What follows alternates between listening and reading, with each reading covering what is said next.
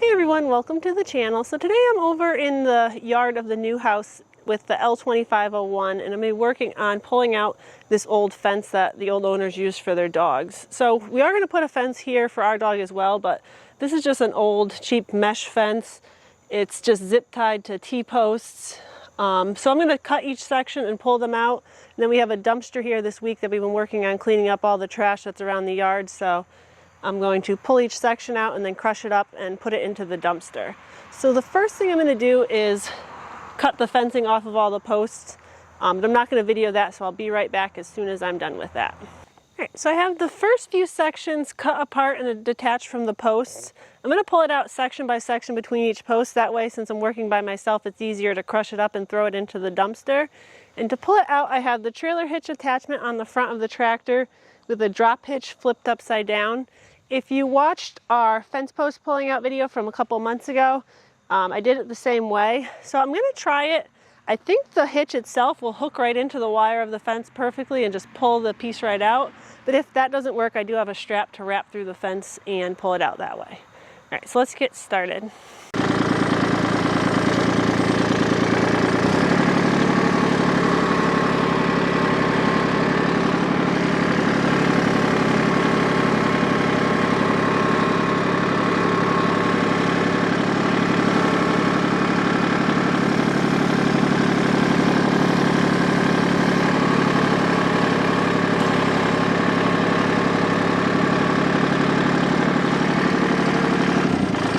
So that actually worked perfectly. The hook of the hitch without the ball on it hooked right into the mesh of the wire to be able to pull it right out. So I'm going to keep going down along the row and hopefully they keep all pulling out that easily.